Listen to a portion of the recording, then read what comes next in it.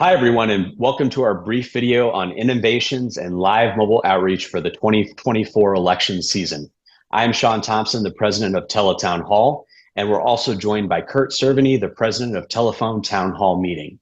The first solution we're going to be talking about today is live voice broadcast. It's a way to deliver your personal voice message compliantly at scale to mobile phones. The way that live voice broadcast works, you can think of it as a auto call. However, instead of sending pre-recorded messages to mobile phones, we're sending live voice without an auto dialer, and that's why it's compliant. So the way that it works is we're rapidly dialing out to your list of voters, dialing hundreds, thousands of telephone numbers per minute. And the live voice of the candidate, of a volunteer, of a professional call center agent is basically being dropped on these mobile phones, thousands per minute. So it's much more cost effective than a live professional one-to-one call because your one personal voice message is being delivered to thousands of voters at a time. The most effective applications for live voice broadcast are supercharging your GOTV message if you're just sending a one-way message, or we also have a feature whereby you can ask voters to press a keystroke to be transferred to a live call center or to an IVR. And with that application, if you're transferring people to a survey, we can use this for voter ID. We can also use it for persuasion. You could transfer voters to a volunteer who's advocating on behalf of your campaign. Or we can use this to drive people to events, asking people to press a keystroke to RSVP for your upcoming rally. Kurt, is there anything you want to add to this? No, it is very exciting news, especially with how fast you can implement this. But let's continue, please. Okay, and so as Kurt alluded to, it's a very simple process to set up a live voice broadcast. All you need is a script, a computer with high-speed internet, and a telephone. So as I mentioned before, the candidate can actually deliver the voice message, or you can have one of our professional live agents deliver your personal voice message.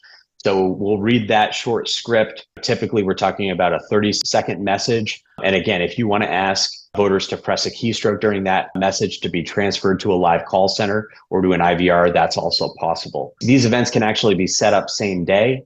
So we might send out, let's say, thousands of personal voice messages. It's a way to immediately deliver your message. So if you're having trouble with your peer-to-peer text campaign getting registered for 10DLC, you don't need to register your campaign. Kurt, anything you want to add to LVB? These are just so much better sometimes in text because we're getting so overwhelmed with text, but we'll talk about that later. These are really cool and a definite difference maker in all these elections that are so darn close, especially the get out the vote aspect of it. Back to you. Okay, thanks, Kurt. And the second solution we're going to present today piggybacks off the idea of live voice broadcast. This other solution is live direct to voicemail.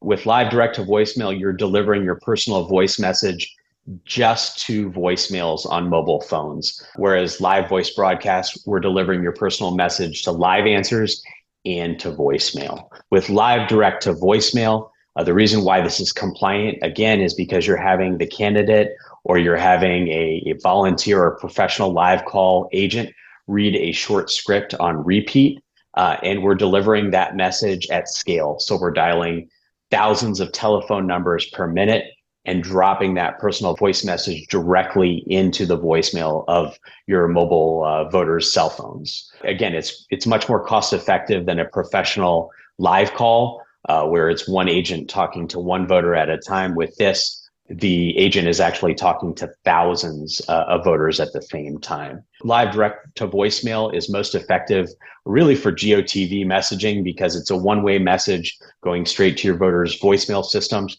But the other effective application is using it for event reminders, whether it be rallies or fundraising events. Kurt, anything you want to add to that? When would I use one of these? Either one of them, I drive it to a fundraising event. Certainly, I drive it to absentee voters that haven't turned in their ballots yet, and especially like in my particular state, we're all mail ballot.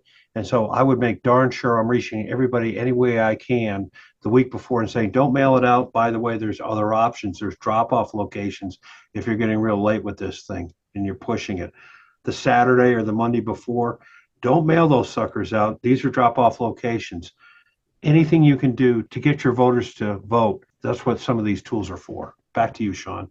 Okay, excellent points. And I also wanted to talk a little bit about the advantages of live direct to voicemail. So they're more positively perceived than other forms of GOTV communication. When we drop a voicemail, your phone is not ringing multiple times like a robocall. There's no nuisance. And so it has a much more positive effect on voters. The other advantage is that more voters are likely to get your complete message.